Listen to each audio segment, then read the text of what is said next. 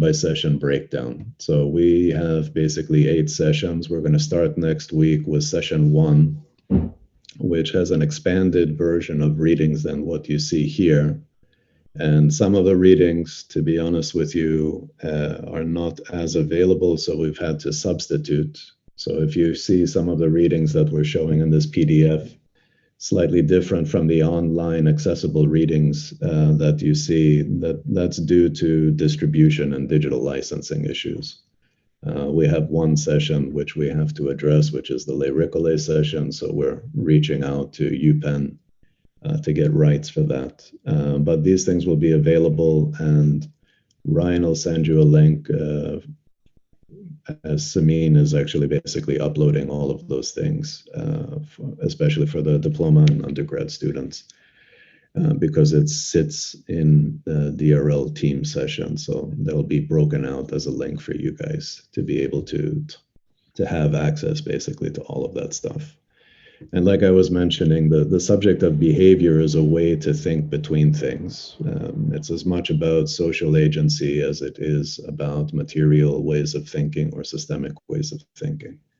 And in the introduction session, there are some texts that we're going to be looking at, which is trying to bridge the gap between philosophies of science, between ideas of adaptation and architecture, and I think in some point trying to situate some of the more cybernetic principles. So it's an introduction session that we ask everybody to do the readings. And that one will be much more conversational in terms of how we do that. So there'll be a group that's working through the readings in particular to put together a presentation to lead the conversation. The way each seminar session is led is by a 45-minute to an hour presentation, student-led, which will be broken into groups. And that sort of sets up some of the overall conversation. Everybody needs to do the readings for each session. They're essential and they're recommended readings. All of the essential readings are asked to be read for that and for the conversation.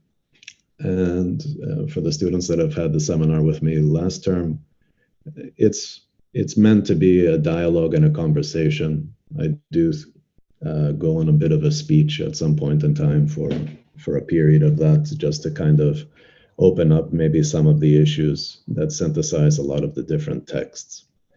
So the introduction section also includes some texts from myself, and behavior in general was also a big part of a PhD that I did for about 10 years. So in some ways, it's trying to synthesize a lot of material in a way that gives access to people much more in a conceptual way than in a kind of hardcore systemic way. But it somehow builds an argument about why we look at design systems, social responsibility, and how that can fold into different ways of thinking about material processes and different ways of dealing with complexity.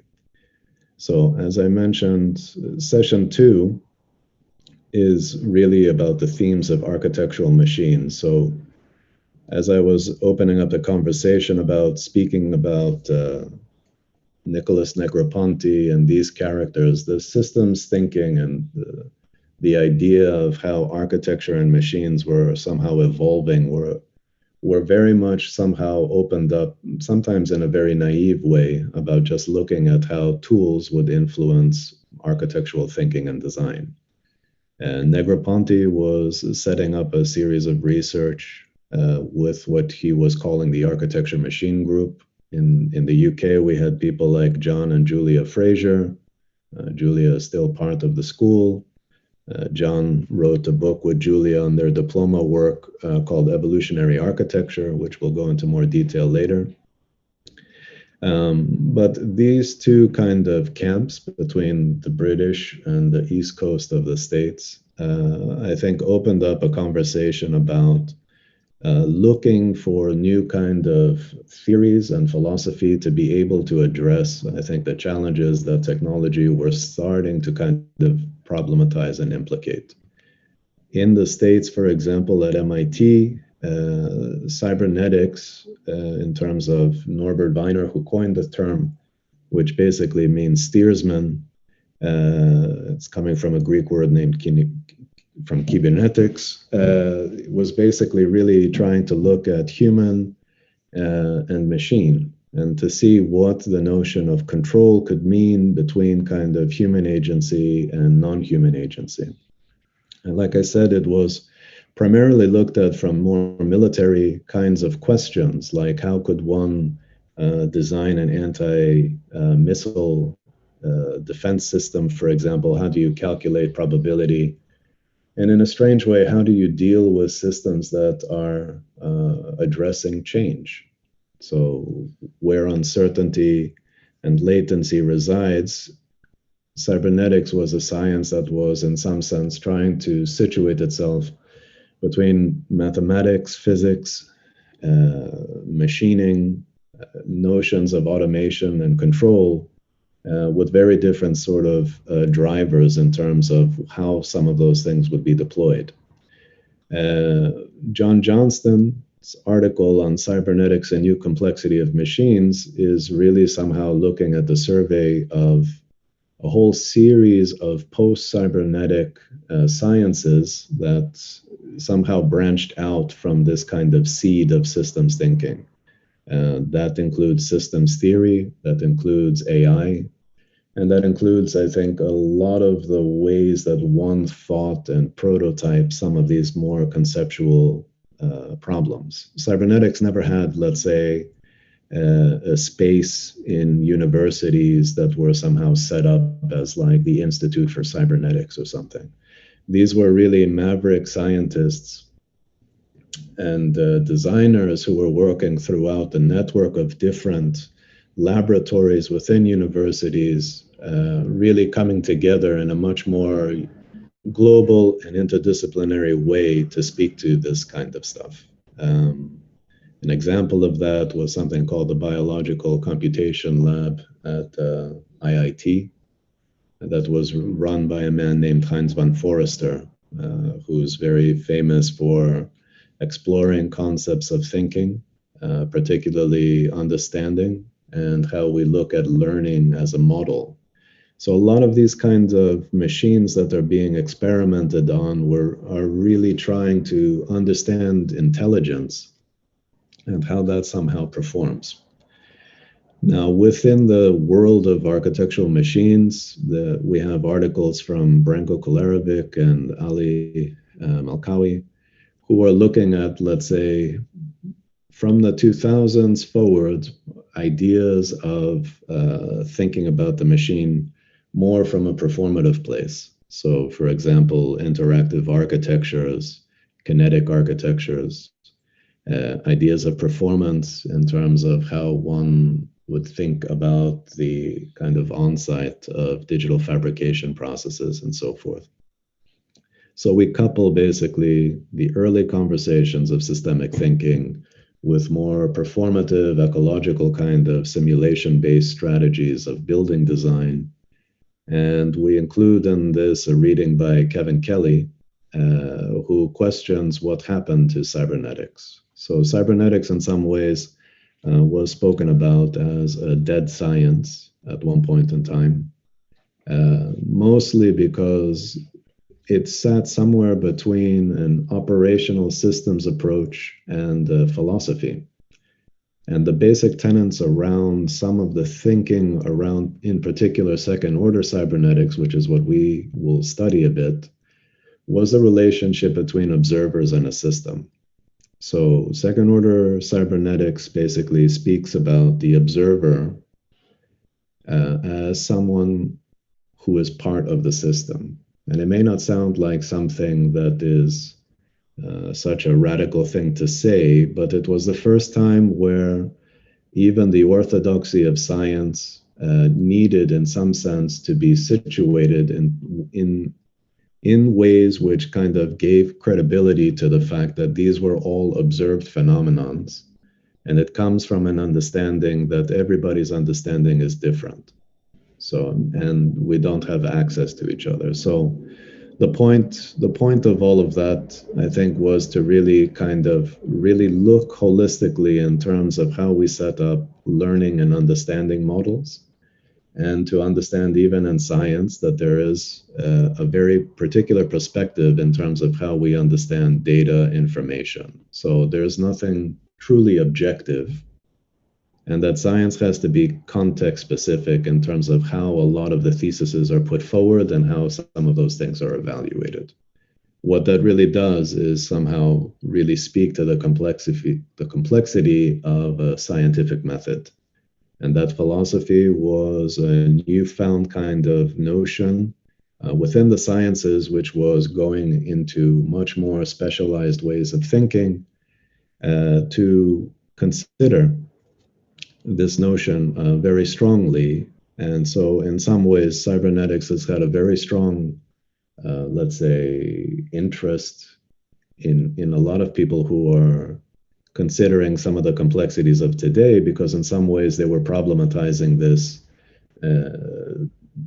let's call it computerized revolution, as thought experiments, which are ways to really consider in detail the role of what the machine actually was. And philosophy, that's not about a literal machine.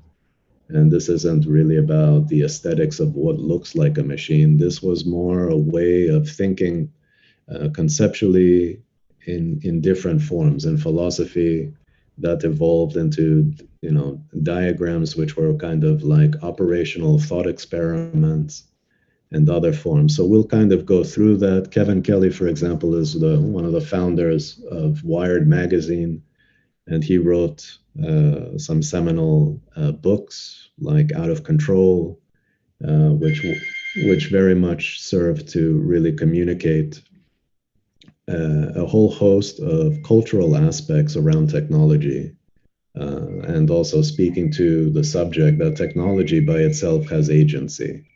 And we'll speak about where that resides, if that's human or non-human, if it's human-centric or not. Session 3, I think, is a detailed kind of understanding about the relationship between Gordon Pask and Cedric Price. Yeah. I have slides. I wonder, should I split screen just so there's visuals to go along? Yeah, if you don't mind, that would be great. Let me see if I just in case. I'm sure some of these guys may not be familiar to some.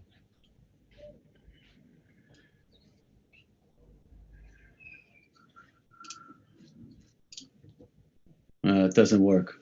Split screen. Maybe I can just put both on the screen at the same. Let's see. Okay. Yep. There we go. Yeah. Yeah. So I mean, for the first sessions, for the second session, you see people like Claude Shannon.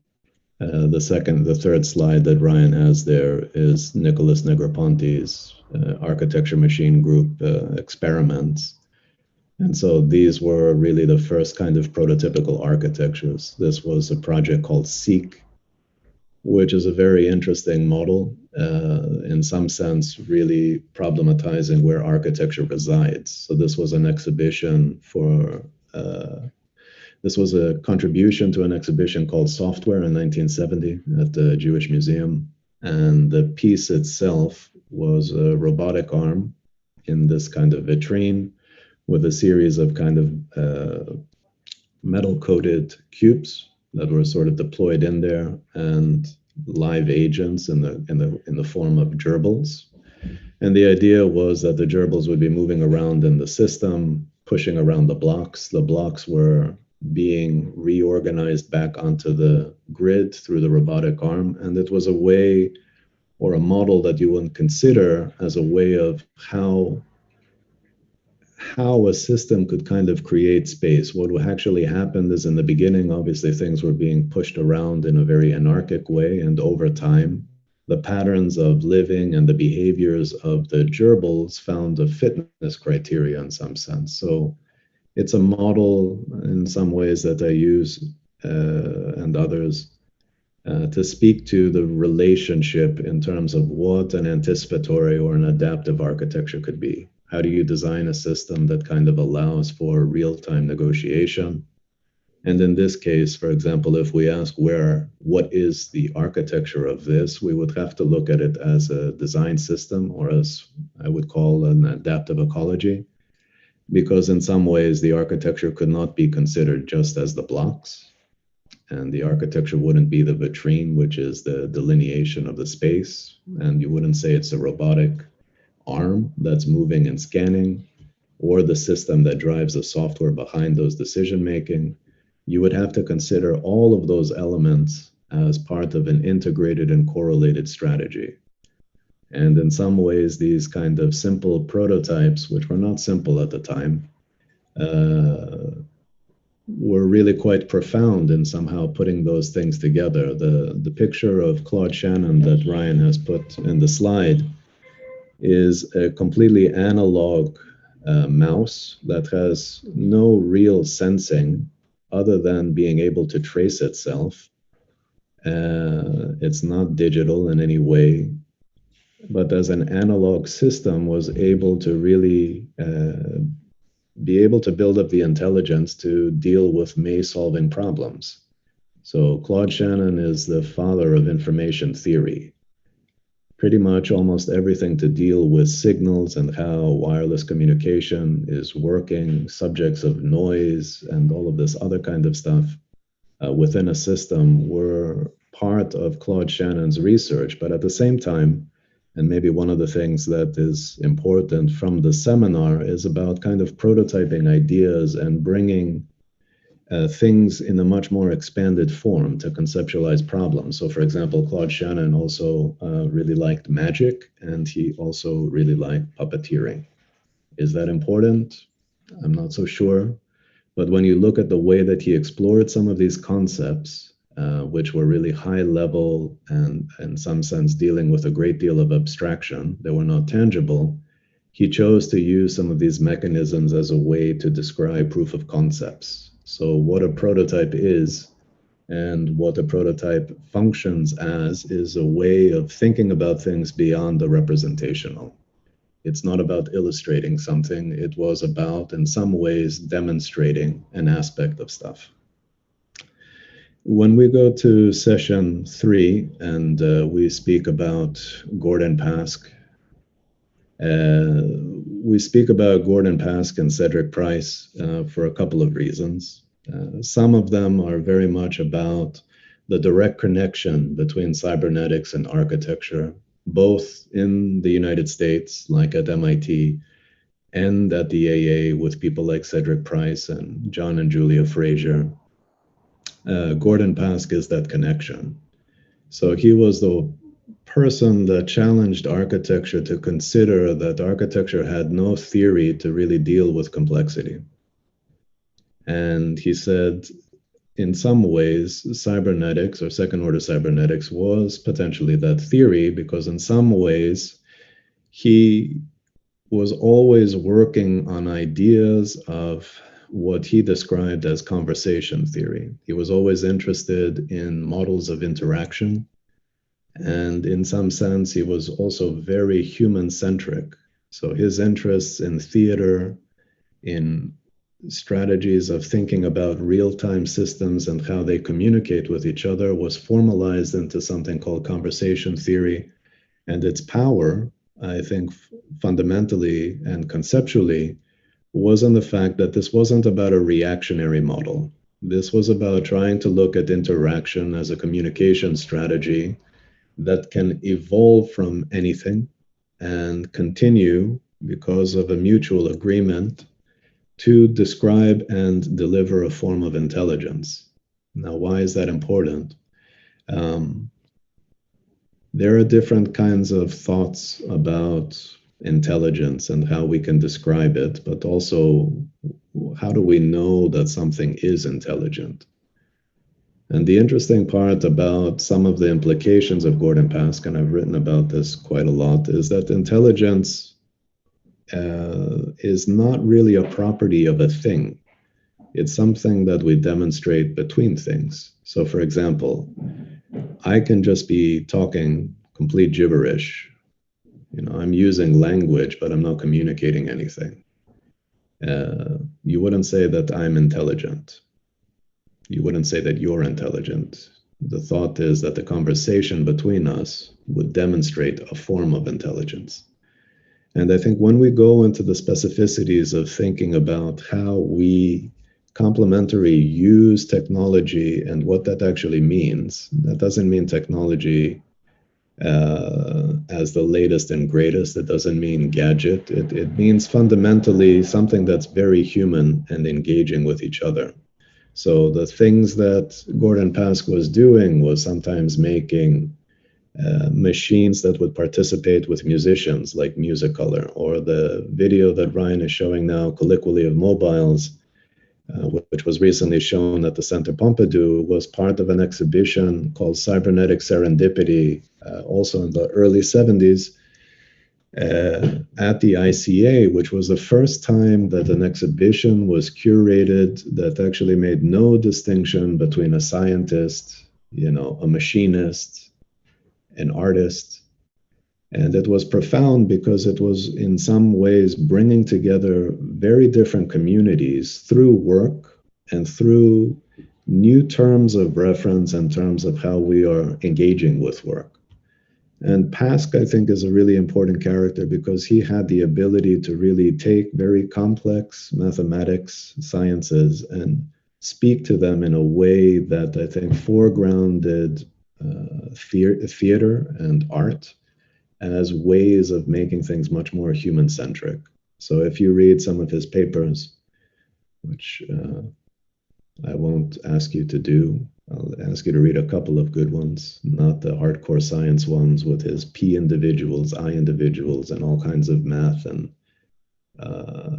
stuff that he was doing. He wrote a couple of very particular architectural articles that were in pioneering issues of these kinds of subjects. So people like from the AA, David Green, who would talk about a cybernetic forest, archogram, all of these characters, they had an interesting relationship also with people like Gordon Pask. But the most collaborative of all, I think, that became quite well known was really the conversations with Cedric Price, primarily really speaking to things like his Interaction Center, a project called Fun Palace with Joan Littlewood. And you start to see that these characters are coming together with a very different kind of social agenda of how architecture should basically serve people and give people agency in terms of creating, performing, and participating in really how a building functions and how it's programmed. So a lot of that conversation, which I think was quite seminal and very, very forward thinking, opened up, I think, a certain kind of conservative backlash to some of those very particular things, right? And projects like Fun Palace, control systems about how things will be operating, all of these kind of things are part of this discussion where the whole notion of creating an infrastructure that people can kind of self-organize and direct, where a building was an armature for activities that you, as an individual going there, would become a very active participant. So the idea of participant in a lot of this kind of work was to shift the notion of passive participation, like an observer who's watching something, to active participation and what in that time was, thought about as a performer. To design a system that was very much based on very human aspect of being able to bring people together. And through bringing people together, that would actually allow them to create different kinds of opportunities, events, functions, and that the building would be evolving every day. It would never be the same. And this was the precursor to things like Centre Pompidou and projects like that. So the manifestation, this was a real project. It wasn't an ideas project. And it gone quite far along, to be honest with you. But the diagram that Ryan is showing now became very controversial. because in the conversations of designing a system, there was a certain language that was used by Gordon Pask about modifying people. And the notion of modification just basically meant if there was an understanding of architecture before this kind of architecture, and this kind of architecture, almost like an instruction set, you needed to understand the rules of its engagement so that you would be able to basically collectively control the system. So it's basically like a user manual. But it used the word modify, and that was picked up in the newspapers, and somehow this whole notion, which is a very taboo notion of control, became an amazingly political thing. And of course it would be, and of course it is now.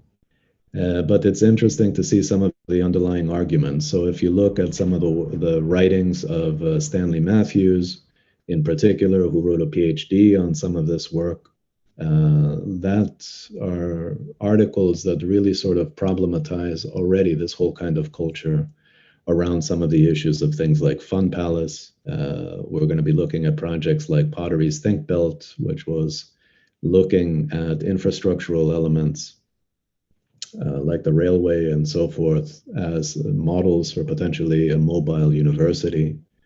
So concepts of mobility, ideas of thinking systemically through kind of active engagement, these were all part of, I think, a very important part of how people were thinking about cybernetics.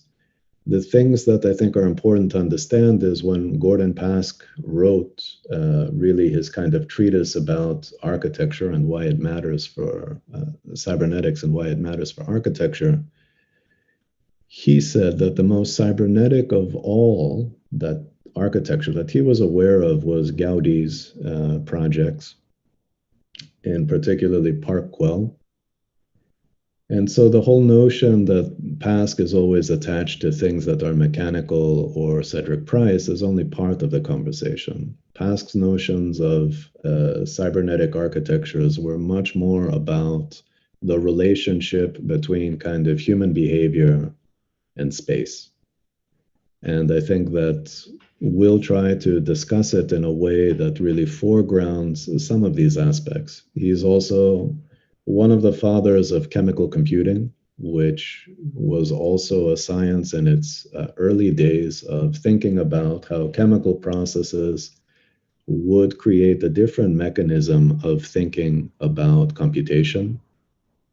And Pask is also one of the early designers of learning machines. So Pask designed things like typing machines that would help you learn how to type. He designed a system called Saki. He designed a whole system of prototypes that were really about the interfacing, about how we evolve with knowledge. And he thought that a system itself, unlike a lot of the predictive systems that we have, or a lot of the reinforcement systems that we have in terms of machine learning and stuff like that today, he thought systems should be bored.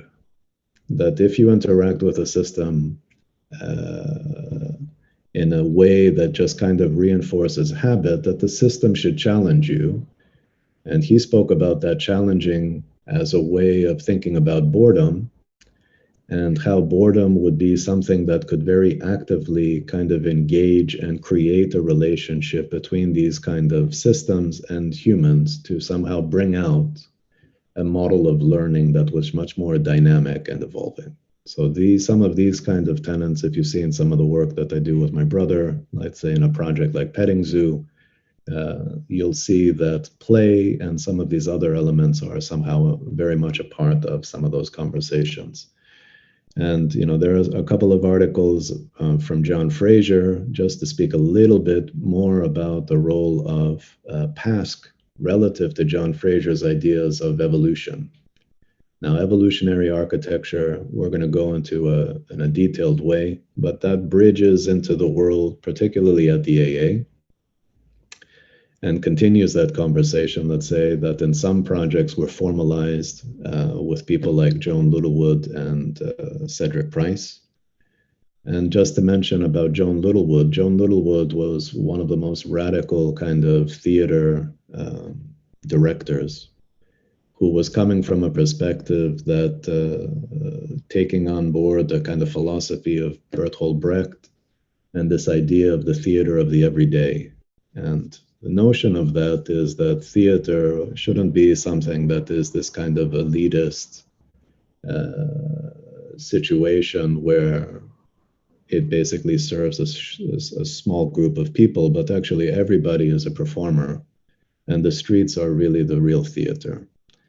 And so a lot of the mandates for things like Fun Palace and a lot of these other projects were conceptualized by Joan Littlewood, who was very much an activist as much as she was a theater director. And to talk about the fact that everybody should feel part of something, and everything that we do every day, in some sense, was part of a larger kind of social and political mandate. John Fraser's we're going to read Evolutionary Architecture, and it's pretty much like maybe at most 5,000 words. It was really the basic premise behind all of that stuff. So John is given credit as doing the first computer drawing at the AA and the first kind of, you want to call it, digital project. And he was very much connected in Cambridge with a research group that let him plot out his first drawings, which he speaks of pretty fondly as being the first drawings that were really stolen from AA Projects Review.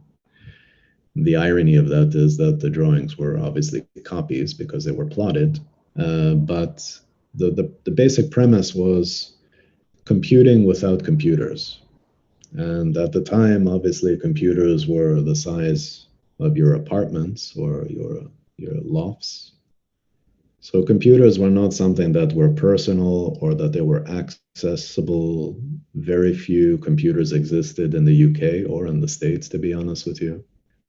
And the relationship of thinking through computing without computers were a continuation of a lot of the discussions with people like Gordon Pask, but they were thought about in a way or a conceptual apparatus to do that, which were called thought experiments. So thought experiments were primarily using a concept that was called the black box.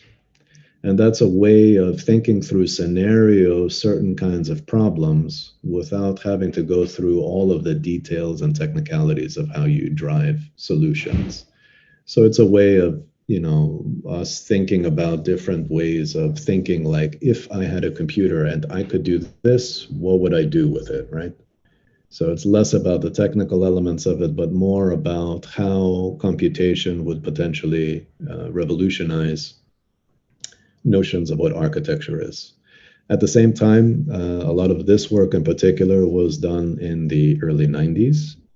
And the unit in particular was looking at interactive and responsive systems. In many ways, a lot of the algorithmic aspects are known in some sense in terms of looking at the beginnings of what you would call generative design or scripted design. John talks about it in a way of thinking about adaptation, and adaptation is coming very much from somebody named John Henry Holland, who really is the father of adaptive systems. You'll read an interview with me in a book that I did called Adaptive Ecologies. John Henry Holland basically was a seminal character who recently passed away, who really came up with evolutionary design processes. He was a computer scientist. He worked at the Santa Fe Institute. Just like the early pioneers in cybernetics, his concepts of adaptive systems were really profoundly ahead of its time. But as technologies were evolving and more self-organizing models were being used to tackle different kinds of problems. So, for example, Singapore's traffic system is based on some of his concepts in terms of how one could deal with optimization or deal with different ideas of how agent-based strategies could be considered. He basically brought about a form of revolution of thinking about adaptation, particularly within computer science. And John, I think, was inspired a lot by some of those things. He was inspired by the development of cellular automata and automatons.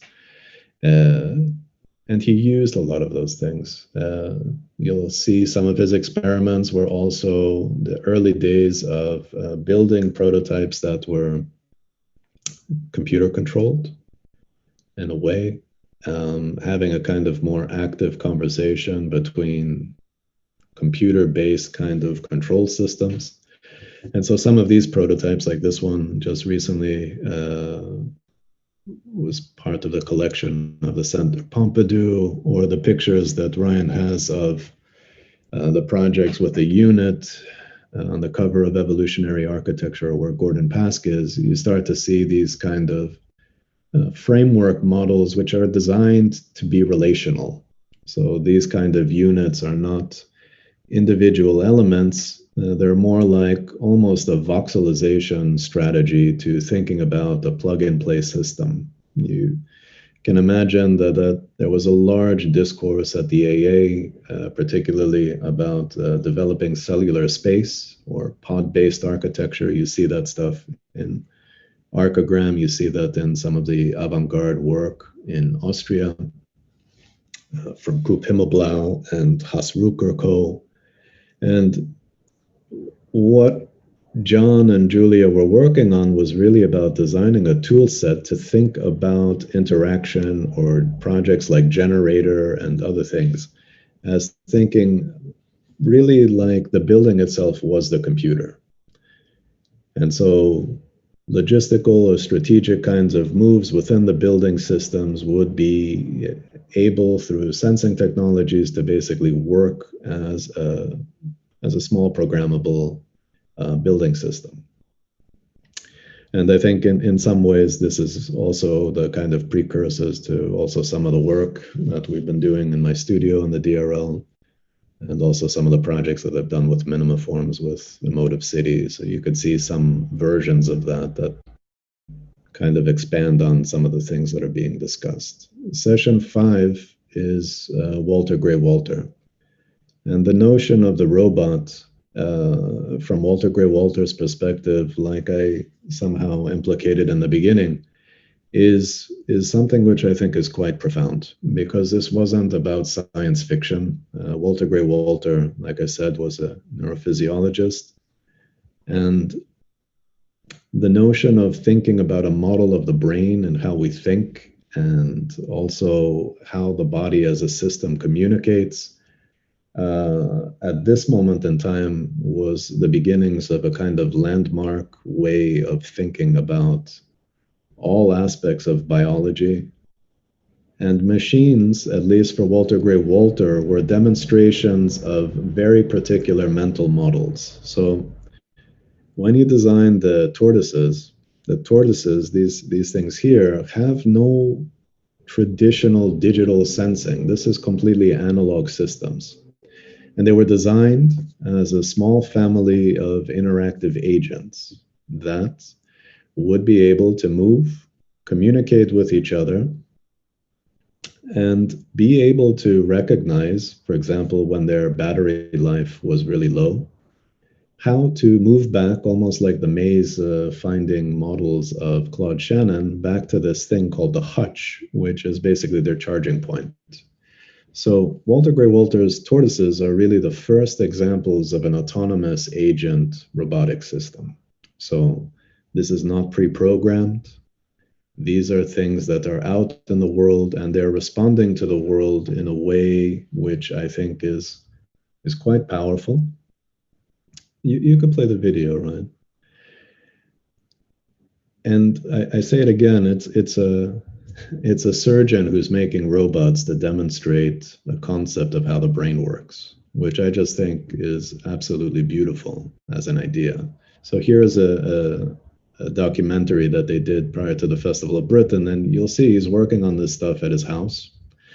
And what I also think is very interesting is that, his house became really the space where he's demonstrating this stuff, right? So with his wife and a kid, these robots and tortoises are launched in, let's say, the family room.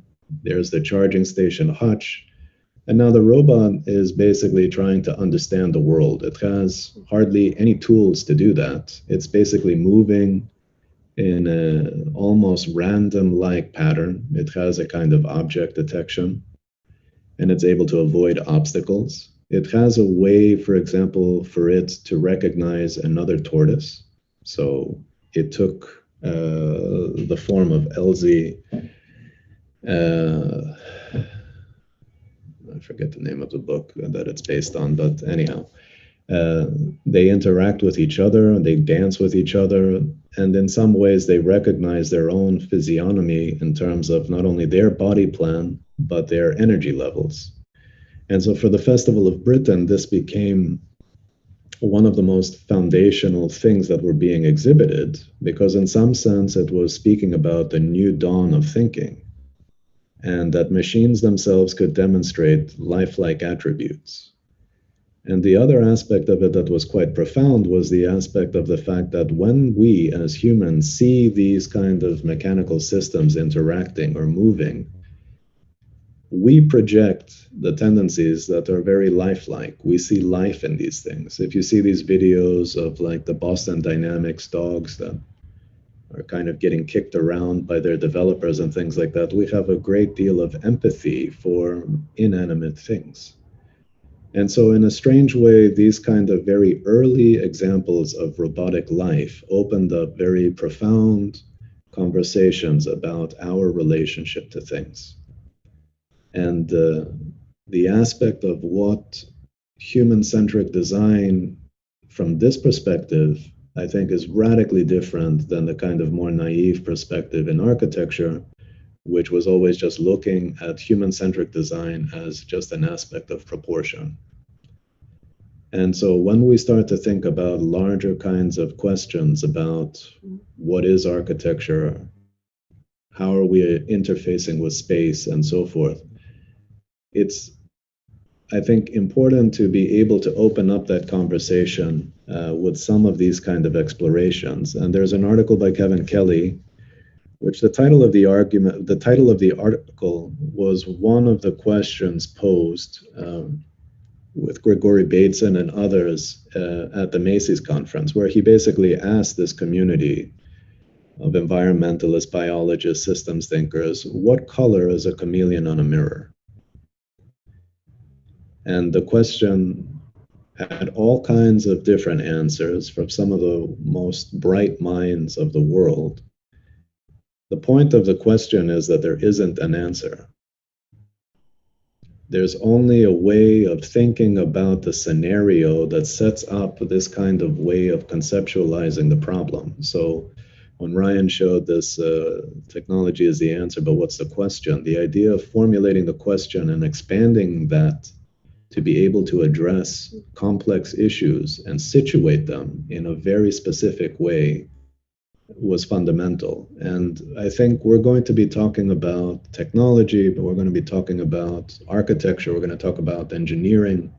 But what we're really profoundly going to be talking about is how we think about things, how we think about our relationship to the world, and how the world, in some ways, is plural. There isn't something that we can say is the world as something that everybody understands and equally participates or engages in. So I think the ways that we will deal with this is as much a philosophical and a conceptual problem as it is looking at some of the technical and prototypical ideas of thinking and doing. Session 6 is Les Récollets. We take this kind of like Muhammad Ali, Joe Frazier stance to this, like if it was almost like a boxing match, right? So we have Les Récollets, who is really dealing with a lot of ideas that he was talking about in engineering as indestructible ideas. He's a bit of an unknown engineering genius, or at least I think so. Working at UPenn and actually influencing a lot of people like Ann Ting and Louis Kahn, especially with their projects that had to do with the city of Philadelphia and some of those systems that they were working on. But Les Récollets had this desire to think about engineering as a search for an indestructible idea. Like at the basic form of thinking about principles of structure, he was talking about things with infinite span, zero weight. That the goal of engineering structures and thinking about space making is almost to dematerialize the notion of how we think about structure. He would talk about failure, and he would talk about different orders of failure: first degree, second degree, third degree failure. And the reality of strategies of failure, and his concept was that the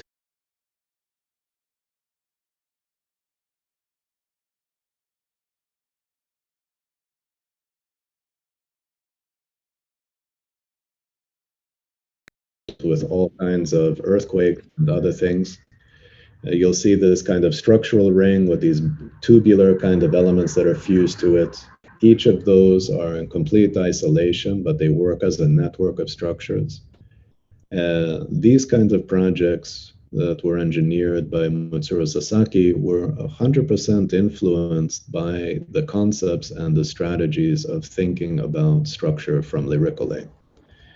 And other aspects that Liricole did was that he also invented things like corrugated surface panels and all kinds of other things. And you'll see that his way of thinking about things was also working with very little resources, really. He did not have an institute like Frei Otto. It wasn't something that was very supported, let's say, by the German government. But yet, some of the things that he was looking at the interrelationship between different elements, is building on also ideas that Buckminster Fuller had with tensegrity, but inventing them in very, very operationally and conceptually rich ways of thinking about structure. So we'll go through that and we'll look a bit at how he is dealing with structure and how he was setting up the experiments to, evaluate some of that.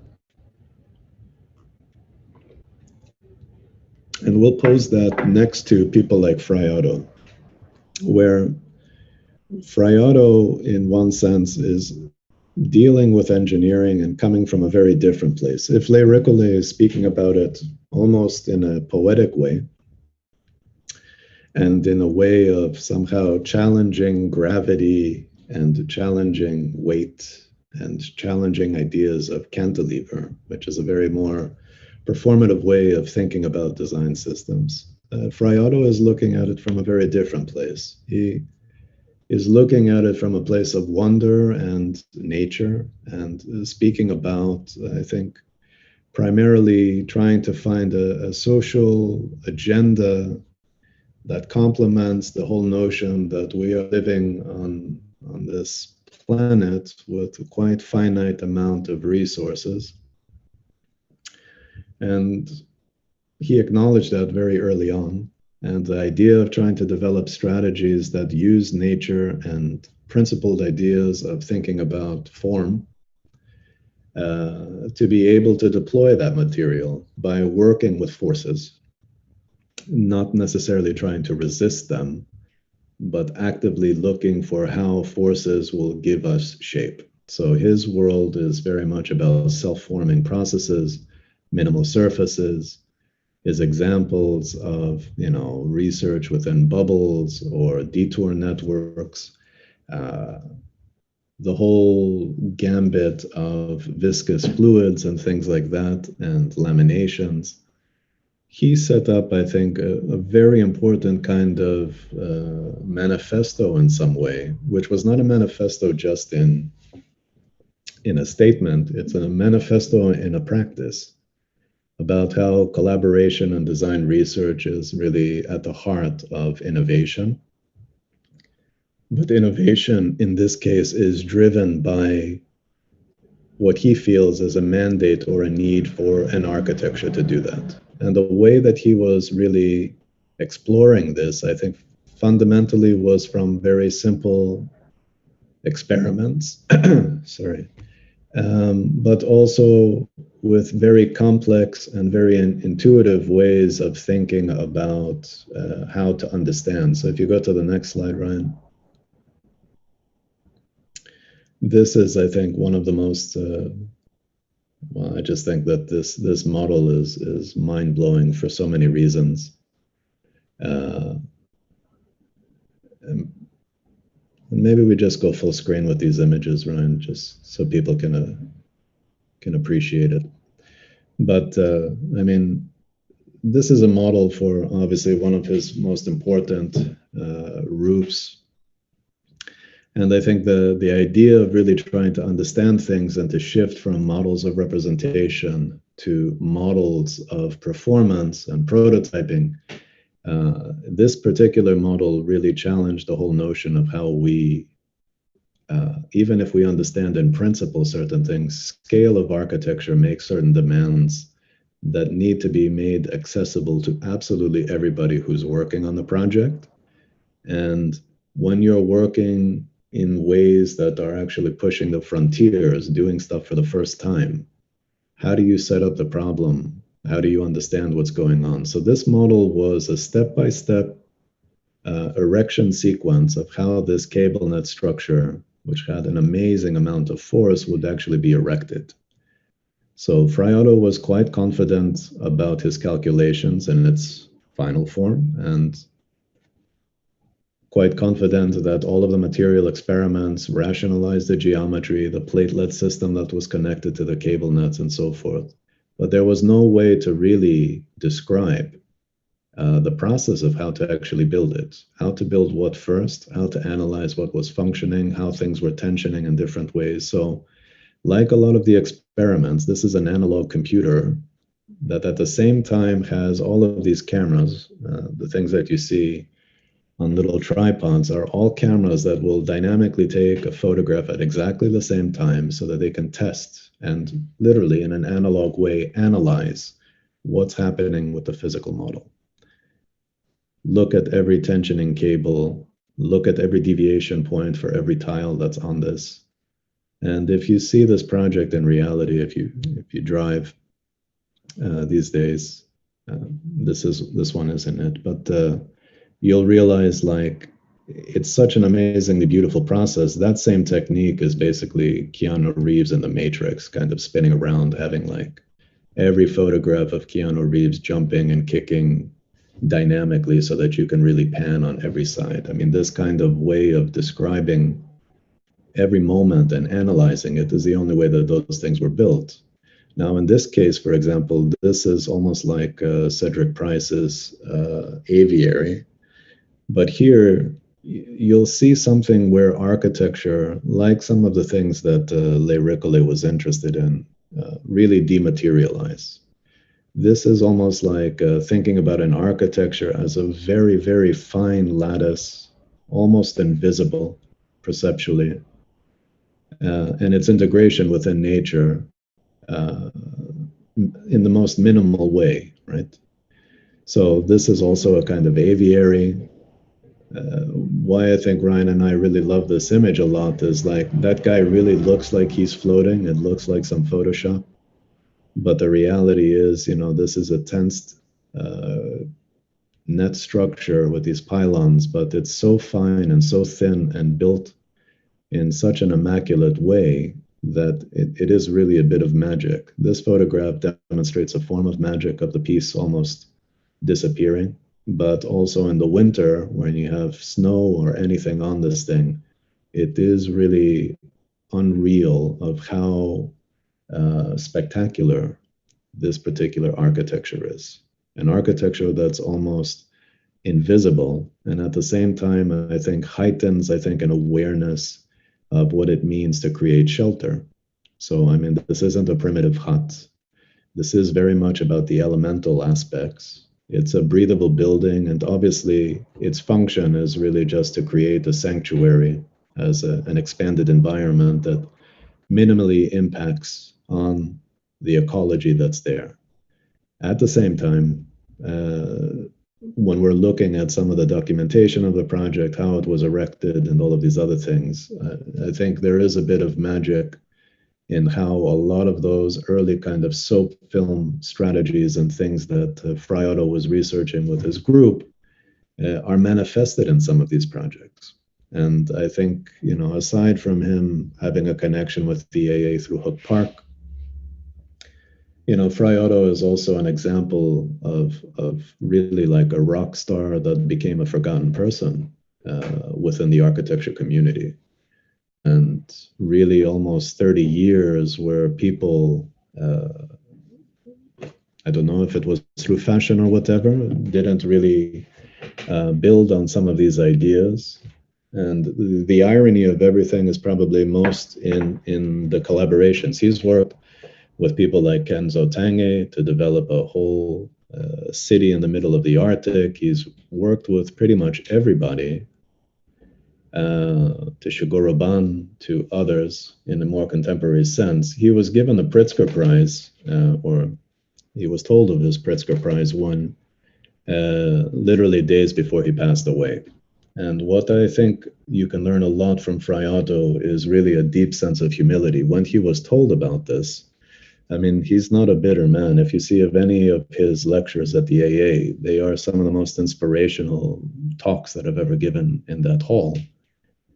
He speaks to the need of things. He speaks to, living through war and seeing the destitution that is a product of kind of human behavior. He speaks about the fact that destruction is very much a part of the human condition, and he talks about the need to think about how we are much more human together. When he got the award, he didn't realize, he expressed the fact that he didn't know why he got the award, because what he was doing was just basically what he's supposed to be doing in a sense. So he didn't feel like he was doing something special. He was doing something that he felt was something that every human was supposed to be doing, right? Trying to build a better world, trying to think about architecture and design and engineering in a more innovative way, and having a commitment to that, the life pursuit. So he didn't think that that was something exceptional, even though he is absolutely exemplary. But I think with deep humility, those kind of things, not only in terms of social responsibility, but humility and the conviction and commitment to push forward on radical ideas, I think embody pretty much everything that I would say is important. Because in some sense, he was very actively participating, not critiquing, just speaking about the necessity to think about certain things because of the crises that he had witnessed in his life, and the desire, at least from his perspective, to work with industry and the environment to push forward. Now, he's really talked about a lot in biomimetics and things like that, but actually, Fry Otto himself was not somebody who was a biomimetic character at all. He understood the differences between natural materials and man-made materials, and he understood that it wasn't about copying shape or form, because the materials behave differently. And he was very much working through complexity, which is the difference between thinking about what one thing looks like or what shape is versus what form is. And how to give form to something, I think, was something that was very much driven by his analog processes. So we will have those kind of conversations between Fry Otto and Le Récollet. Both of them, I think, really profound engineers. And when you see that in the history of engineering, with people like Ove Arup or Ted Happold, there are really very important people that start to liberate innovation within the engineering discipline. If you listen to Albert Taylor's lecture on Thursday last week, you'll start to see how really architecture and engineering in some ways, need to be somehow coupled with innovation being at the highest level to somehow deliver projects that are critically thinking about all kinds of things. It's not just about building an individual's dream, but much more about the best ways to think about not only the impact, but the responsibility across the board, but to do that in a really creative way. So I think that there's an interesting conversation in this session about design and engineering. Can we go to the next one, Ryan?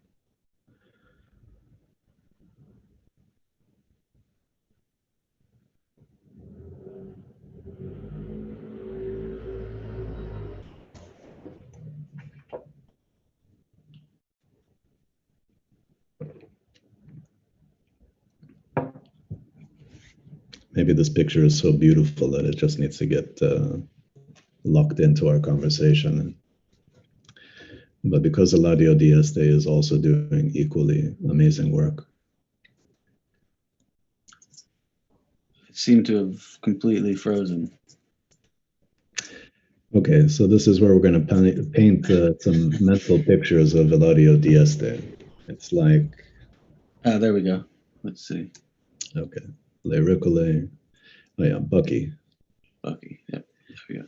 Okay, I'm pretty sure that you guys have heard of Buckminster Fuller. This guy, aside from being a genius, is one of the most interesting characters in architecture. He, I think, single-handedly revolutionized the way that we think about the project for architecture. So, unfortunately, sometimes he's only thought about as the guy who builds domes or worked with the military with these kind of drop-down domes and all of this kind of stuff. And of course, that this was a huge contribution, what he did to the geodesic domes and to prototyping. But he also, I think, profoundly changed the way that we think about the experiments. When Buckminster Fuller was asked what an experiment was, he saw it as a 50-year project. An experiment is not a study. An experiment is the way that you conduct your research throughout your life. So in a way similar to Frei Otto, he's working on certain kind of fundamental principles that he felt he discovered in the world. If you see films of Buckminster Fuller, you'll see him just like walking on the beach, just looking at the bubbles that are sort of forming and just being fascinated, like he's a little kid chasing after a ball or something like that. And this is somebody who's in his 60s, 70s. Now, the thought process behind Buckminster Fuller is that he really did feel that there was underlying principles that somehow drive form. And that those, in some ways, were almost could be reconsidered as a new form of primitive. So his strategies of looking at domes, the strategies of hexagonal and pentagonal kind of deployments, the notions of tensegrity, all of these different kinds of structural principles and pattern-based principles, he felt were ways of describing things. And the way that he approached a lot of the problems were really about taking his, let's say, observations of the world and applying it to almost every problem. So, for example, we mentioned the Dynamaxium map. He said he was looking at the world map and he felt that that unfolded sphere had a lot of deviation. I don't know exactly which slides you have here, Ryan.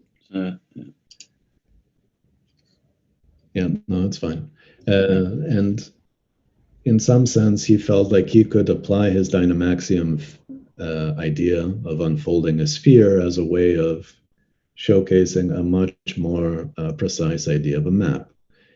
He looked at the issues of housing and the shortage of housing, which is obviously a theme that historically, since the 50s till today, or the 20s till today, you'll see that that's a continuous problem. So the way that he approached that was to look at the fastest way to deal with production processes, looking at aluminum, looking at ways of developing lightness, and thinking about the problems of actually getting houses on site. So his whole Dynamaxium strategy, and here's one of the models for it, had a series of different iterations. And if you look at the book, Adaptive Ecologies, we've diagrammed out a series of these kind of very important kind of housing-based systems that looked at these kind of individual production elements and how they were designed or nested within each other. I mean, here, for example, he thought about this as a strategy for an individual house, but he also came up with the idea that you could develop a tower or a small tower, 4, 5, 6-story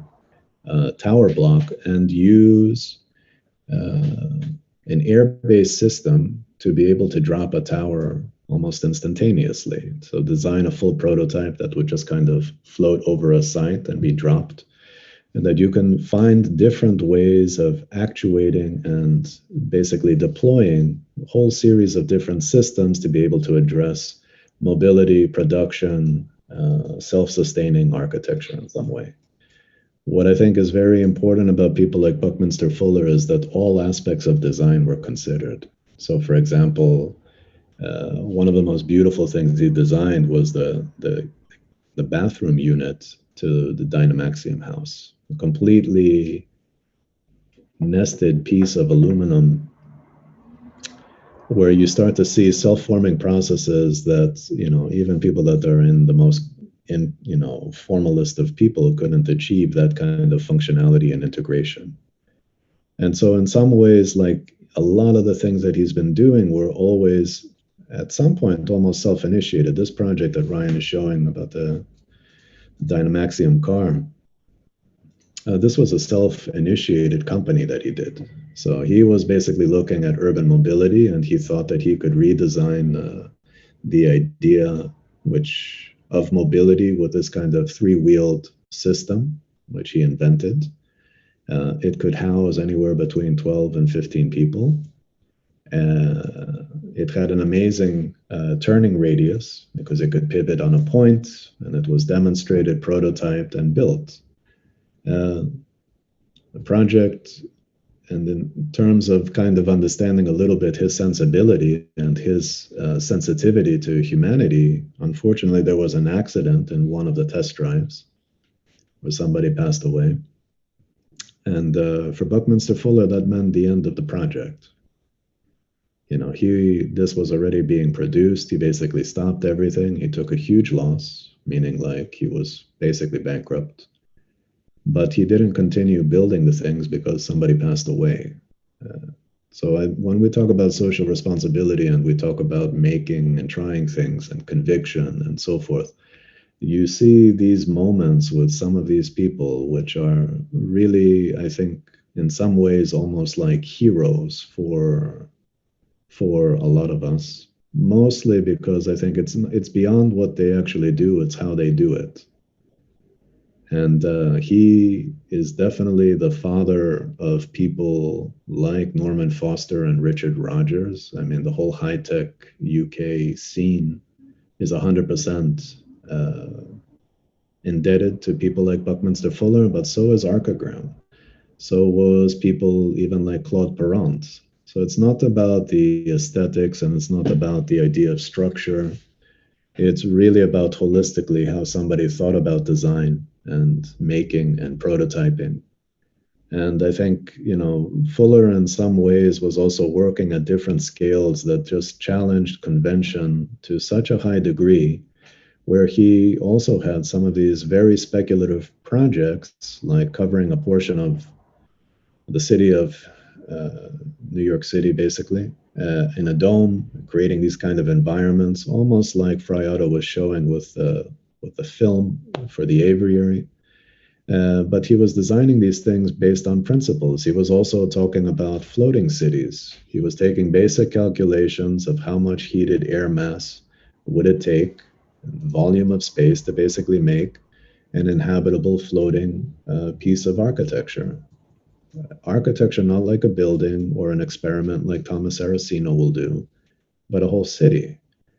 And he's such a maverick, and he's probably aside from him being on the cover of Time magazine and having a gene named after him, there's something called the Bucky gene that has the same principles.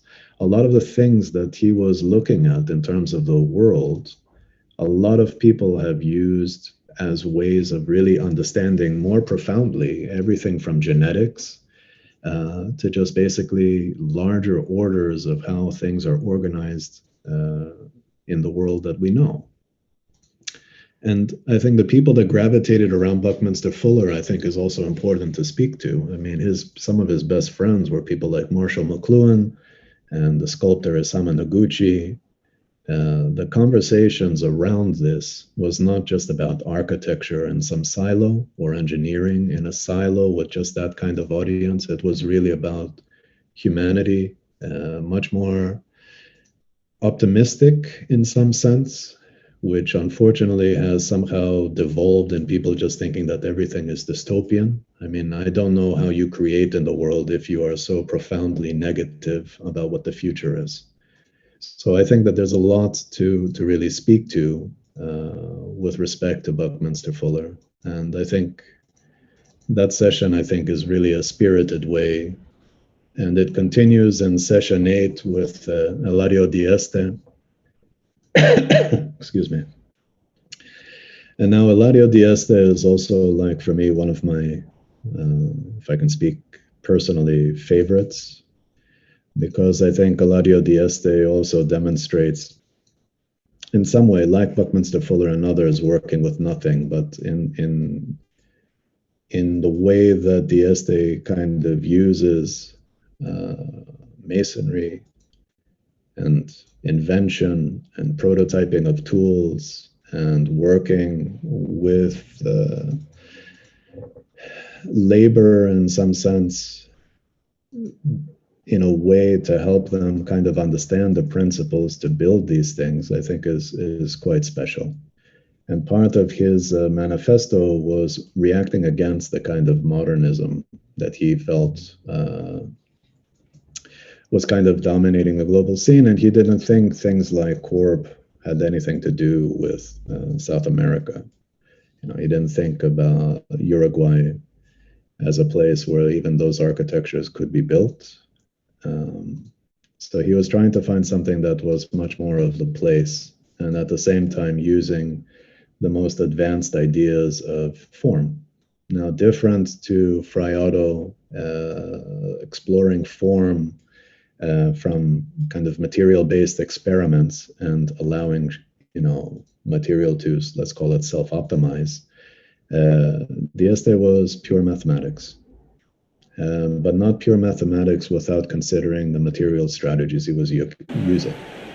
And he was also, I think, profoundly motivated by the fact that he felt that architecture and engineering should bring beauty to every built artifact in the human world. So, slide 35 that Ryan showed is one column with a Gaussian vault, cantilevering amazingly far, super thin, amazingly powerful, but also the prototype for gas station, and crazy canopies that he was cantilevering in ways that honestly most people working today cannot achieve, and he was achieving it with very minimal means. In slide 36 is the beginnings of a church that he was designing with these minimal surfaces, but he also saw that had minimal means of kind of keeping up this architecture. So this whole notion of self-building and incremental building as you're erecting these kind of tight-formed structures, how do you do that? And so he was designing kind of surface-based strategies that are really dancing, in space to be able to self-sustain and almost self-erect. Slide 37, I think for me is just one of the most beautiful roofs designed, period. And this is a roof for a warehouse. And for him, he felt that the warehouse was one of the most important architectures, because this is the labor of the everyday man, at the time, woman, working in difficult conditions, very harsh, and he thought that everybody should have natural ventilation and light coming into the space. So he created this pleating system, which is one of the most beautiful roofs, if you look at it, for a very basic, almost like IKEA warehouse, industrialist warehouse. And, things that, to be honest with you, for all the advanced research groups, even from Philip Block at ETH and everyone else, I mean, nobody has achieved anything like this. not even remotely close, at least in my opinion. And I think the realities of a lot of the stuff that people are doing with computers as well is sometimes thinking that simulations somehow take precedence over really engaging deeply in terms of the ways of its being realized or material experiments. This, in one sense, was profound because he designed the tools to help erect these kind of projects. So he made these kind of hack job kind of instruments and telescopic elements to help measure, define, and deploy and describe these geometries at scale. And, you know, a lot of the digital technique or people's interests in Isami Miyake, all of this kind of stuff, Issey Miyake, you know, Dieste was doing with very traditional materials, developing a kind of new vernacular, and I think also opening up a conversation about really the social aspects of building for people. And I think if you look, is this the last slide, Ryan? Yeah, okay, let's go full screen there so everybody gets to see this beautiful picture. I mean, it's I think a testimony of basically working with constraints. And I think that's how we end this seminar, with people basically working very different kinds of contexts with very different constraints and really trying to problematize the idea of thinking about systems, not only from an organizational perspective, from the scales of, let's say, urbanism and city design, but down to the notion of what a brick is or what a hybrid system is and how that kind of achieves things by really sort of capturing a little bit of the human imagination by very, very basic ideas of, you know, trying to naturally ventilate and naturally bring in sunlight to a warehouse or to a gas station or any of these kind of things. So the premise is really to kind of foreground experimentation, thinking, collaboration, and trying to really work with materials and also to treat them as something that has information and lifelike tendencies, things that go through life cycles and ways that we can approach thinking about technology in a much more human way. I think maybe one of the things that at the heart of everything is that technology is a very human way, a very human thing. It's a human pursuit. It's not something outside of us. But the way that technology is being discussed these days and the ways that a lot of the, let's call it, advanced technologies of AI and all of this other stuff is being utilized is only reinforcing habit. So I think let's call it architecture as a disruptive technology, maybe plays a slightly different role to than what, say, the architecture machine group did for communication. So I think the revolution of thinking about design is really about fundamentally working through the digital and the analog and seeing it much more as part of a much more adaptive ecology within the built environment. So we're going to try to go through all of that stuff in a way that shows, you know, case studies, in a way that shows a philosophy towards different kinds of mandates, not as a manifesto that everybody has to buy into, but as a challenge to humanity to think about the built environment in a different way. And I think if you look at a lot of these people like Dieste, Buckminster Fuller, Friotto, even Negroponte and others, and Fraser, Price, their relevance today, I think, is really important. Because I think they're speaking to an architecture that's really trying to engage people. And to do that, they're trying to also upgrade the way that we think and produce buildings. And in a Pricean kind of way, also acknowledge that sometimes buildings aren't the answer. So I think that's basic premise of the seminar. Maybe we can exit from this, and if there's any questions, I can try to answer any questions that you guys have. Ryan is going to go through the process of organizing both the DRL students and the undergraduate students into groups. You're going to be assigned to a session, The session basically means that you guys really do have to meet, do the readings, put together a presentation, and lead the discussion for each session.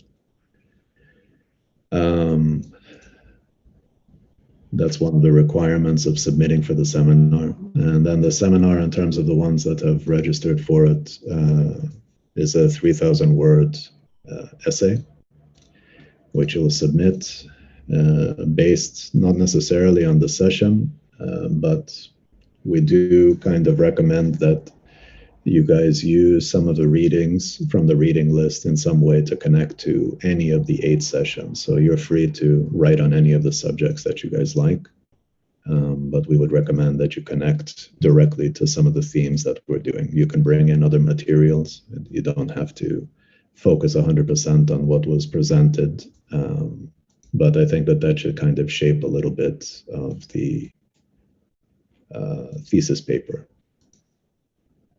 Okay. Does that make sense to everybody? Maybe just one point about the presentations. We will, Alex and I will send off the groups very soon. One thing with the presentations, keep in mind that when you get together to meet, it's really important to actually present the readings as they are, the material in the readings. Then you can add on top of it if you like, but don't sort of think you have to sort of do the readings and then present something different or related to it. It's really important to present the readings themselves. So if there's any questions, I mean, you guys can always reach out to Ryan to help guide that. And, you know, if you guys do this with some timely fashion, you could even send that across for Ryan to have a look at it. I mean, honestly, the thought process behind the seminar is to make it really conversational. So there's an expectation that everybody does the readings, and that there's an expectation that everybody participates in some way. Now, I have to be honest, that's a desire. Has that ever really happened, that everybody participates? No, some kids are more shy than others. But the real point behind it is that it's an opportunity really to have a kind of conversation about some of these subjects, which I think are meaningful, and it's a way to really be able to share also, I think, our approaches to architecture and design, and to try to talk through, I think, a lot of the challenges that are ahead of us. So collaboration and participation for me is very important. It's quite fundamental, but it also makes certain demands. The truth is, I can't read your minds. I don't know what you're thinking. I don't really care if you find the stuff boring or exciting, but I do care that you have a response to some of those things, and you could problematize it in the way that you think and do architecture.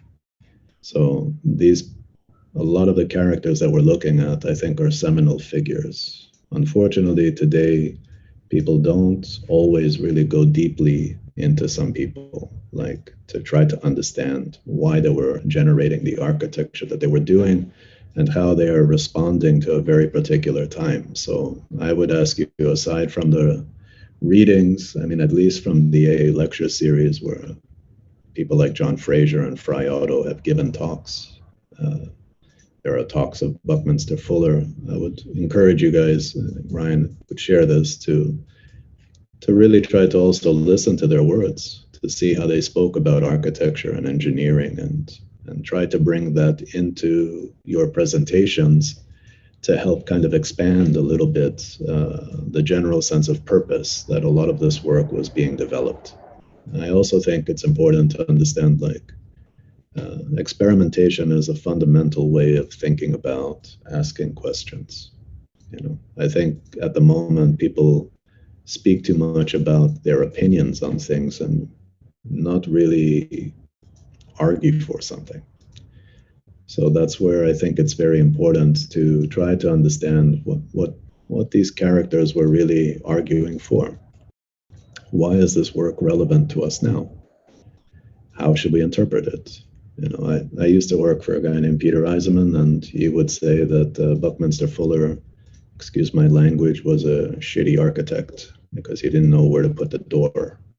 You know, you could have every opinion that you like. The reality is that respect in terms of the contributions of some of these characters is very important, so that you can use it as things that can help you shape your position in the world. So the basic premise is everybody's position is their own, but I think the way that we think about architecture is a very truly collaborative experiment. And even the most traditional and most generic buildings, to be honest with you, are still in some ways prototypes. We don't have ways of thinking about architecture and engineering that, like other industries, will value test certain prototypes before they go into production. We go from design to production on a daily basis. And I think the ways that we do that should evolve and really become more and more intelligent, not more and more reactionary to quite trivial things. So I don't really care what something looks like in terms of aesthetics or trying to make an argument for a type of architecture. And I think if you look at the work, a lot of the work that is presented in this particular seminar is coming from very different paradigms with very different ideas of making or very different ideas of philosophy of space. And I think that the most important thing is to understand that all of those are basically there for you to learn from and to help you in some way address maybe some of the challenges that you're looking at. But for sure, the conversations about sustainability, the conversations of all these kind of crises of social responsibility, these are not new. And I think they make certain demands of basically how somebody can participate. And how do you participate as an architect, which is very different than just a citizen. Because in some sense, you have to instrumentalize your knowledge for some of these larger problems so that you can really engage and help the cause, basically. So these are things that I think are not something that's tied to the DRL or just to the AA or any of these things. These are larger conversations that need to be happening. And that's where I think some of these individual interactions like Gordon Pask with Negroponte, in the late 60s, early 70s, or Pask with Fraser and Cedric Price, all of these things you can understand even from a conversation, a new model for practice could emerge. And I think the way that we find the current circumstances, I think it's even more important to have a spirited and a much more proactive way of thinking about how architecture contributes to life.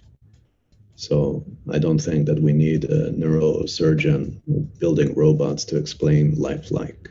I mean, we are supposed to be in the business of developing architecture for people. We have a social responsibility. It's also a legal objective of calling yourself an architect.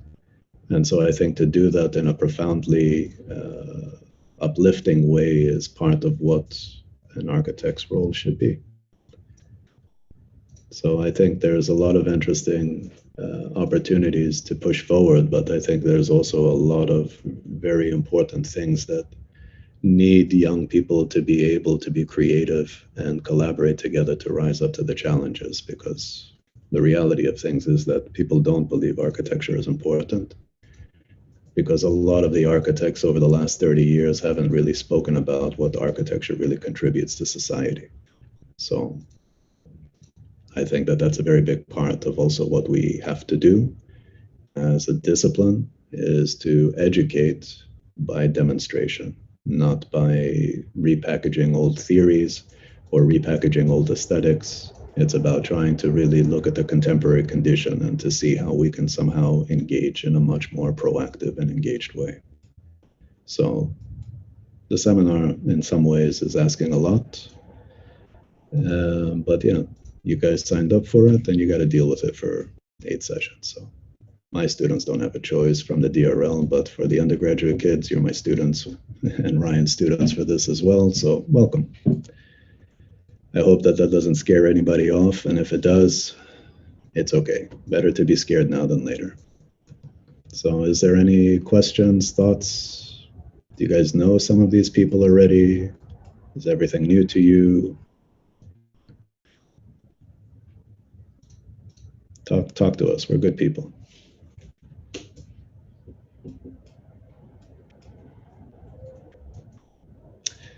This is generally what happens. There's total silence afterwards. I see smiles, which is nice. So at least for the people with cameras on, I feel like there is some connection to it. But I want basically everybody to feel connected, to be able to have conversations that are very open, and to be able to discuss architecture. I mean, if you're in the undergraduate and you're working on units that, maybe dealing with very different issues, I think that's totally great. This isn't something that's trying to reinforce any particular ideology. This is more of opening up a way of thinking about things so that you guys can situate your own work within a history of, I think, really important architects and engineers and scientists and a bunch of other people. So, is there any questions in terms of what we're asking of you guys, of the logistics of this?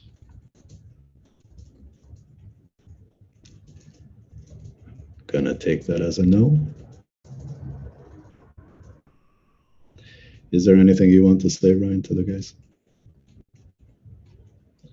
I don't. Yeah, I don't think so. Just yeah, the essays. Obviously, DRL students. You'll be working again with synthesis to develop those, and the non-DRL students will set up tutorials as well to work through the essays. So that's part of it as well. Essays are due at the end of term for everybody. I think beyond that, any other particular questions like that in terms of administrative, just please feel free to reach out to me. I'm happy to answer any of those questions. No, I think other than that, my one comment, I think that through all the content that I think is really important is we talk about method, we talk about computation, and I think Theo was quite clear today about the importance of the social underpinnings and ambitions of all the individuals that we talk about. I think for me, that's extremely key. I guess on the flip side of Theo's experience of working with Eisenman, my former boss, Moshe Softy, actually saw Fuller as his political mentor. Not necessarily his architectural one, but his political one. Was very influenced by him. And his ideas. There's a lot to take from these all these individuals. You don't necessarily have to take everything that I might be interested in, but it's important that you find certain layers of their work that inspire you throughout the term.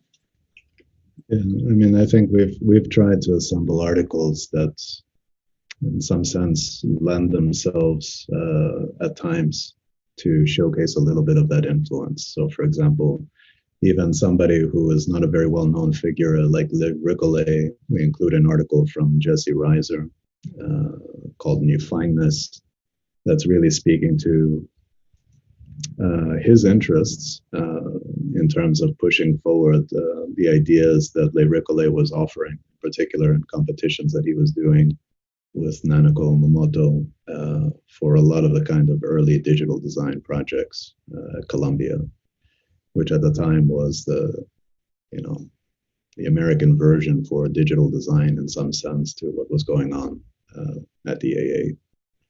So I think that there are larger conversations and they span different kinds of discussions. And I think we can open up the conversations as much as people want. And I think people can bring in discussions that they would like. I think the thing that I think is very important, I know it's a DRL seminar, and in some sense it's built with a certain kind of argumentation for that. But on the other hand, there is a kind of tendency to caricature architectures based on aesthetics. And for example, even somebody like Jesse Reiser, Jesse Reiser used to work for Aldo Rossi and sees him as somebody who was very important to his project, as well as people like Le Ricolet, or somebody like Zaha. Her tutor was Leon Creer. Poundberry, this kind of ideas of thinking about architecture, as much as it was people like Elias Enkelius and Rem Koolhaas. So I think that there are a lot of discussions, a lot of conversations that shape practice. And I think one of the things that's important to us, and something that I try to put forward as a value system, is that practice is something that you have to define. It's not something that just means building. But I don't think, I would say something beyond building if it was like 15 years ago, but now nobody actually really believes in building. And the tendencies in a lot of the discussions actually are somehow separating the social and political from design. And I would make the argument that that is a very superficial and a very academic thing that's happened over the last 20 years. It's happened a lot in the school. And I don't think that that's actually really what all of this stuff is about. I think it's a simplified way of addressing some of these issues. And looking at people like Fuller and Friotto and a lot of these people, you'll realize that they thought and sought a way to really engage the social, the political, their contemporary age, the needs of society at the time. And I think that those are things that are very important. And the benefit that we have is to be able to look at all of these things and to try to really look at the contemporary situation about and open up, I think, a real project for architecture and how we work on the problems, how we work together, how all of these different issues that are being discussed at the school and so forth can really manifest themselves in something quite unique and something that is operational and something that can actually be forward thinking, because architecture also takes time and it has to have a sustained engagement with people, and it has to make those manifestations very legible for ideas to be realized. So I think that architecture is very important. I think we all do. But we may also all have a very different definition of what that is. So as long as we find the opportunity and respect the discipline in a way to engage on those differences in a meaningful way, I think that gives us the opportunity to somehow create something new and different, not just reinforce habits or things that we've seen before. So that's part of the general overview, or if I had a manifesto for it, it's really to allow us to think in a more complex and different way, and to look at people that can really help us and empower us and enable us to know that if you do that in a sustained way, maybe you won't get on the zine or any of these kind of dumb things today, but you will really be able to contribute to some of the challenges ahead. And maybe you will be able to think about, if you can't find something in the world, it's an opportunity for you to create it yourself and think about what practice could be for you and how you guys want to really participate together. So I would like DRL students, undergrad students, to really discuss together, take the opportunity for the seminar to have conversations. It's discussed a lot in the school about like having conversation and community, but community comes with responsibility. And that means really empowering each other to be able to discuss things, not just bad things, also creative things, So that's my little speech. That's intro to the intro session. So the articles will be disseminated. Ryan will get that stuff to you with Alex and Samin. And if there aren't any other questions, we'll bring this to a close. Is there anything anybody wants to share?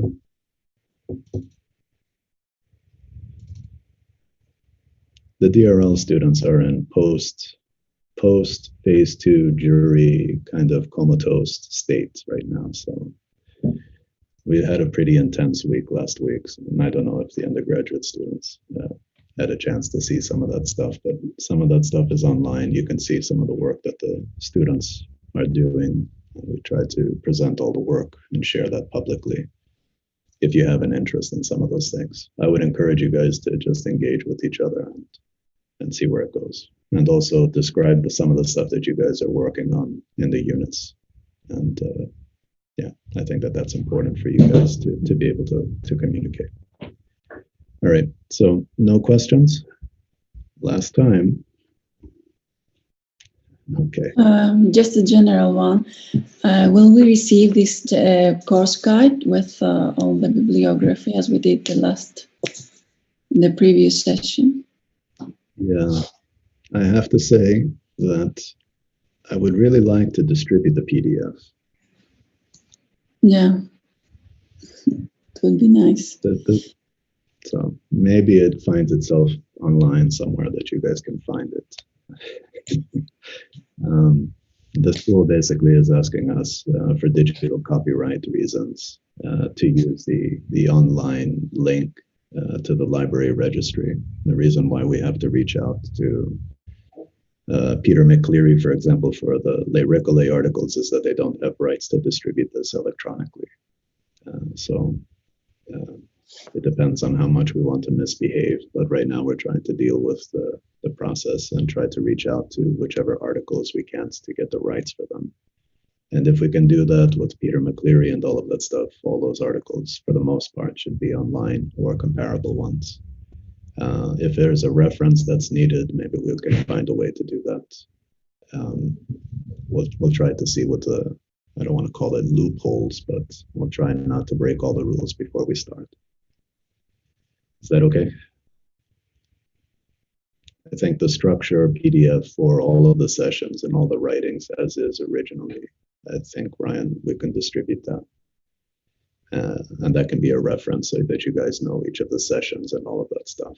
And yeah, we'll have a look and see how we can do this in the best way, if that's okay. Any other questions, guys? Are people excited about doing this seminar? Or I don't even know, do you guys use words like excited? Does anybody get excited these days? Anyway, I think it's a good seminar. It's also a way for me to deal with some trauma over 10 years of reading some of this stuff, and just to talk about ideas again. And I think it should be good.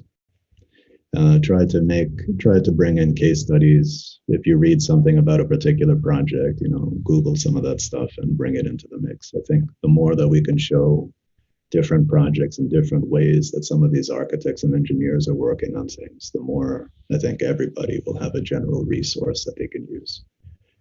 And if the presentations are useful, they can be uploaded somewhere and shared so that everybody has access to those things afterwards.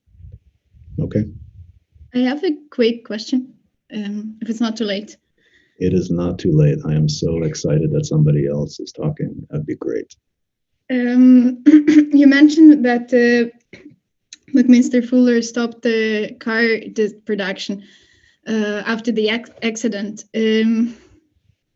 Do you think, I don't want to say right or wrong decision, but I'm just, when you were talking, I was thinking, yeah, kind of, we should always keep in mind the human side of it. But at the same time, if we're talking about bigger scale and the conversation with the, I don't know, history of architecture and the other people that this project could bring, maybe he should have come back to it in time, or what do you think about it? I think, let's put it this way. I think that there's not too many people that would have done what he did. If I agree with it or not, you're right that maybe it could serve a bigger purpose. And, people like Norman Foster, for example, have bought one of the 5 prototypes, refurbished it, and we're trying to look at that as a project. I think my point behind it is only the sensitivity to that kind of human aspect. I think maybe Fuller pushed it really far because in the end, it really wasn't his fault. But I think just having that sensitivity towards humanity is something that is so necessary today that I think having that as a value system is important. I think it's a kind of crazy moment in time. Somebody like Zaha, who was close to the program, she was being blasted by all kinds of people for a stadium that wasn't even starting to be constructed, right? So the way that the world is working today, it's kind of crazy how much this becomes bits of propaganda. At the heart of it, I think it's trying to be very human about all aspects of it and trying to look at technology as something that can be shared and people can benefit from. So I agree with you that if it has a societal benefit, it's something that's important to learn from. if not directly through Buckminster Fuller, through the fact that a lot of that meaningfully could have been implemented in a different way or continued. My concern with a lot of that stuff is, especially for young architects and engineers, is that that stuff isn't really taught. And a lot of people don't even know about these projects. And if they do, they know maybe like one or two pictures of something that was a life's work. And they may not know the stories behind it, or what motivated them, or what they can learn from and continue. So I always think of architecture as a continuing experiment. So for me anyway, to really move forward, you have to look at technology in a much more creative way, not about the latest things, but really about also thinking about it, of how for a given problem you can respond by kind of trying to understand the problem, maybe even look at a series of different characters that were also responding in a similar way, and gives you the opportunity to somehow implement something that maybe is not so much of the convention, but is really challenging something that's working towards a higher value system. So Buckminster Fuller for me is a kind of you can understand why a lot of people really kind of fell in love with this guy or felt really inspired. I mean, it's not just about NASA and the space race or new technologies and look what I could do. It's not conversations like, hey, 3D printing, let's 3D print everything. It's really profound in terms of some of the problems and just having the commitment to work through some of that. And especially from design to production, a lot of those things were very self-initiated. And I also think that that's something very important. You know, a lot of people are kind of waiting for somebody to tell them, hey, why don't you work on this serious problem? And instead of taking the initiative to do some of that stuff. So I think Fuller is a really good example. You know, but I do understand your point, and I do actually think that it's important that we learn from these things and those projects can continue in some form, even if it's not literally like his car. The things that were being learned from that shouldn't be forgotten. And Frei Otto is also a really good example for that, especially when people are talking about like using wood in architecture to reduce the carbon footprint. And what that really means right now is just using CLT and laser cutting it or CNC. I think that there are more profound ways of looking at that. And Frei Otto was working, for example, in a lot of these grid shells and so forth, like in Mannheim, you know, really beautiful architectures. Or if you go to Hook Park, you know, the workshop is basically one of those projects too. Did I answer your question or sort of? Yes, thank you. Are you sure? Yes, 100%. Good. I'm just checking how awake I am these days. Anything else, guys? All right. So I think we can leave it there. We're going to be running the class from 11 o'clock. It's 2 hours. Let's aim for no longer than an hour presentation, so we have an hour to really discuss.